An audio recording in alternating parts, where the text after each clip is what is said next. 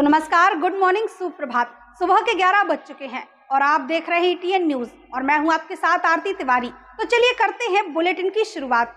तो दमोह जिले के हटा क्षेत्र से एक बड़ी खबर सामने आई है। यहाँ ग्राम बिंती तिगड्डा इलाके में गौवंश का आतंक लगातार लोगों के लिए मुसीबत बना हुआ है। पन्ना और मड़िया दो मार्ग से गुजरने वाले राहगीरों को आए दिन हादसों का सामना करना पड़ रहा है।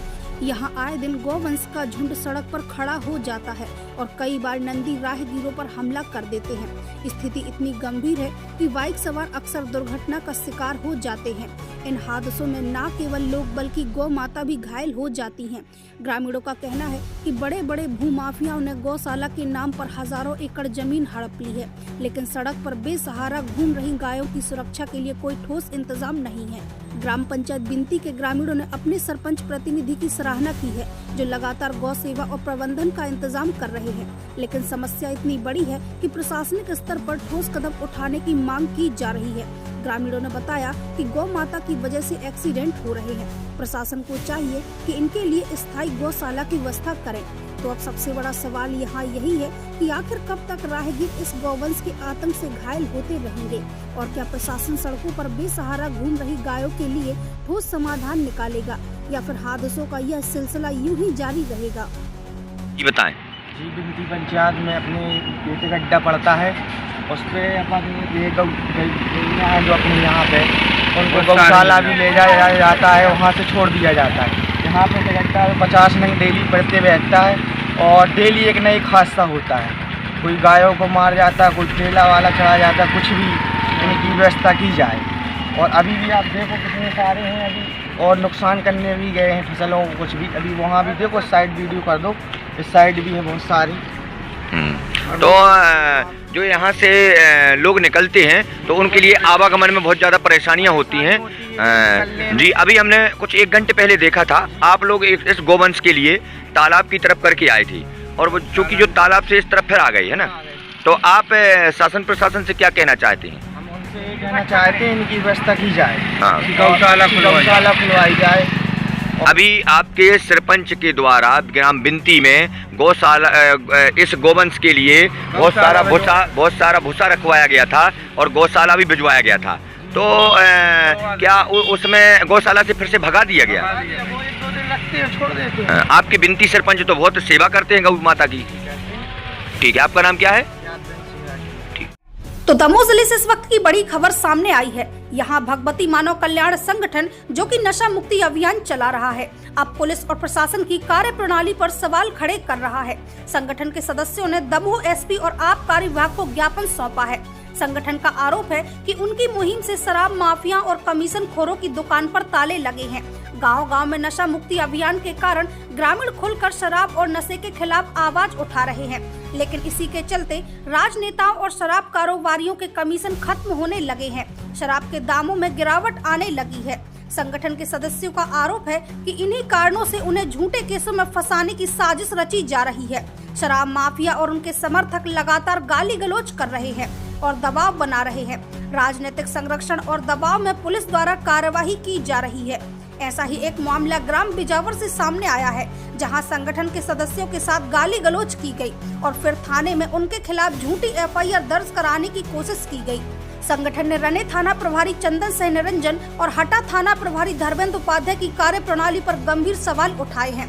संगठन का कहना है कि दोनों थाना प्रभारियों ने शराब माफिया और राजनीतिक दबाव के चलते संगठन के खिलाफ गलत रवैया अपनाया है। वहीं संगठन के सदस्यों ने इस मामले में जानकारी देते हुए बताया कि हम गांव-गांव में नशा मुक्ति की बात कर रहे हैं, लेकिन हमें ही झूठे केसों में फंसाने की कोशिश हो रही है। पुलिस कमीशन खोरी और दबाव में काम कर रही है। तो अब सवाल यहाँ यही है कि आखिर नशा मुक्ति जैसे पवित्र अभियान को रोकने के लिए शराब माफिया और राजनीतिक दबाव कब तक हावी होते रहेंगे? क्या प्रशासन और पुलिस सच में नशा मुक्ति का समर्थन करेगी या फिर कमीशन खोरी की राजनीति यूं ही जारी रहेगी? यदि कोई अच्छा काम कर रहा है ना, जैसे बेचारे गांव-गांव जा करके शराबबंदी की बात करते हैं, जो एक शराब माफिया जाता है और झूठा आवेदन दे देता, और हमारे एक निर्दोष ठाकुर, क्या नाम उनका, प्राण सिंह, वो कहीं वो रजपुरा में थे और उनके नाम एफआईआर कर दी थाना प्रभारी रने ने। झूठा मामला बना दिया भाई। कहीं कारण ये तो नहीं कि आप लोग नशा मुक्त करा रहे हैं गांव-गांव, तो इस वजह से हो रहा होगा? उनका कमीशन घट रहा होगा इसलिए वो कर रहे हैं, लेकिन हम लोग मजबूर हो जाएंगे तो रने थाना प्रभारी के खिलाफ एक धरना देंगे। अभी राने में 2 सिपाही सस्पेंड हो गए थे, अब नंबर उन्हीं को खड़े आए। तो अभी इस संबंध में क्या बोला है यहाँ पर? अब आश्वासन दिया, एसपी साहब है नहीं, एडिशनल है नहीं, मैडम है, तो उन्होंने कहा ठीक है हम जाँच करवाते हैं, और यदि जांच नहीं करवाई तो फिर हम मजबूर होकर हमको कुछ करना पड़ेगा। देखने में ये भी आ रहा है कि भगवती मानव कल्याण संगठन द्वारा लगातार ज्ञापन आवेदन दिए जाते हैं, आखिर कार्रवाई क्यों नहीं की जाती है? अब यार ये तो भगवान जाने क्यों नहीं करते, भ्रष्टाचार का जमाना है। थोड़ा सा हम लोग क्या है कि अच्छा काम कर रहे हैं, अब उसके ये तो समय आएगा सब अच्छा हो जाएगा। क्या नाम है आप? शोभा सिंह राजपूत, प्रदेश अध्यक्ष भारतीय शक्ति जनता पार्टी। दमोह जिले के बांदकपुर से बड़ी धार्मिक खबर सामने आई है, जहां श्री धाम वृंदावन से पधारे पूज्य श्री रसराज महाराज जी का जागेश्वर धाम में भव्य स्वागत हुआ। महाराज जी ने धाम बांदकपुर पहुंचकर श्री जागेश्वर नाथ जी का पंचामृत अभिषेक कर पूजन अर्चन किया और समस्त मंदिरों के दर्शन किए। मंदिर सभागार में संस्कृत वेदांग विद्यालय के विद्यार्थियों ने स्वास्ति वाचन से स्वागत किया। मंदिर प्रबंधक राम कृपाल पाठक, सहायक प्रबंधक केदारनाथ दुबे एवं कुंजीलाल डिम्हा ने महाराज जी को श्रीफल सौल और भगवान का चित्र भेंट कर सम्मानित किया। दर्शन के उपरांत पूज्य महाराज जी का पावन आगमन धेनु वन यानी गोवर्धन पर्वत पर हुआ। यहाँ उन्होंने सबसे पहले पंचमुखी हनुमान जी के दर्शन किए और पीपल के पवित्र वृक्ष की स्थापना की। महाराज जी ने गौवंश की पूजा अर्चना कर प्रसाद स्वरूप भोग अर्पित किया। इस दौरान भक्तगण भाव विभोर हो उठे और वातावरण गौ माता की जय और जागेश्वर नाथ जी की जय घोष से गूंज उठा। मंदिर प्रबंधक राम कृपाल पाठक ने बताया कि महाराज जी के आगमन से सभी भक्त प्रसन्न हैं। उन्होंने बताया कि माननीय जिला एवं सत्र न्यायाधीश श्री सुभाष सोलंकी पर्वत पर पौधारोपण, गौ सेवा और संरक्षण कार्य निरंतर कर रहे हैं। महाराज जी ने उनके प्रयासों की सराहना की। धेनु वन पर्वत श्री जागेश्वर नाथ जी द्वारा संरक्षित है। यहाँ वर्षों से प्रकृति संरक्षण और गौ संरक्षण का कार्य हो रहा है। हजारों वृक्ष लगाए जा चुके हैं, जिन्हें पूर्णतः गौ आधारित पद्धति से संवर्धित किया जा रहा है। गोबर से बनी जैविक खाद और गौमूत्र से बने कीटनाशक से पौधों को पोषण व सुरक्षा मिल रही है। इसी कारण यहाँ के वृक्ष कम जल और अधिक तापमान में भी तेजी से विकसित हो रहे हैं। धार्मिक मान्यता है कि गौ माता समस्त देवताओं का निवास स्थान है और वृक्ष जीवन दायिनी शक्ति का प्रतीक है। जब दोनों संरक्षण साथ होता है तो यह आस्था के साथ साथ पर्यावरण और समाज के लिए भी वरदान साबित होता है। पूज्य श्री रसराज महाराज जी का यह संदेश गौ सेवा और वृक्ष संरक्षण न केवल बांदकपुर बल्कि पूरे समाज के लिए प्रेरणा बनकर आया है।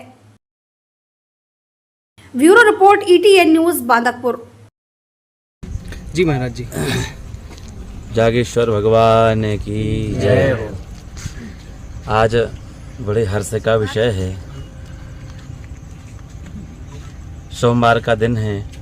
भगवान जागेश्वर नाथ का अभिषेक किया, दर्शन किया और हमारे पूज्य आचार्य जी इनकी पावन सन्निधि में पूरे विद्यालय का और पूरे परिसर का भ्रमण किया और भगवान जागेश्वर नाथ की ही इस पवित्र गौशाला की भूमि में आकर के बड़ा ही मन को संतोष हुआ और भविष्यत यहाँ जो आज हमने वृक्षारोपण किया यह एक विराट रूप लेगा और हजारों गौ माताएँ इस पर्वत पर आकर के संरक्षण एवं सुखपूर्वक श्वास ले सकेंगी। मूल बात यही है कि आज सबसे ज़्यादा गौ माता के ऊपर अत्याचार हो रहा है और इस पूरे बुंदेलखंड में गौ माता की सबसे ज़्यादा दुर्दशा है और प्रायः लोग गौ माता के ऊपर जैसा ध्यान देना चाहिए वैसा नहीं दे रहे हैं।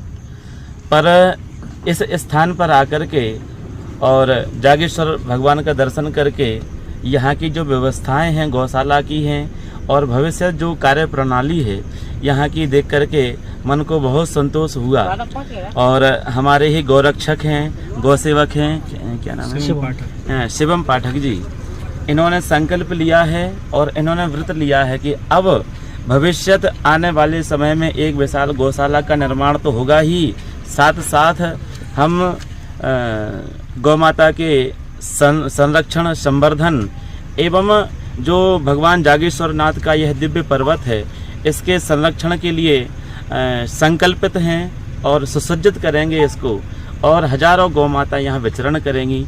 यहाँ आकर के बहुत आनंद हुआ। सभी गौभक्त पूज्य आचार्य जी यहाँ उनकी सानिध्य में हम सभी लोग आए, वृक्षारोपण किया और नित्य नए नए लोग आकर के यहाँ वृक्षारोपण करते हैं। आज ही आचार्य जी ने बताया कि यहाँ के जो माननीय न्यायाधीश हैं, जिला न्यायाधीश, वो भी आए, उन्होंने परिक्रमा लगाई और परिक्रमा लगा करके यहाँ सुबह सूर्योदय के पूर्व उन्होंने वृक्षारोपण किया।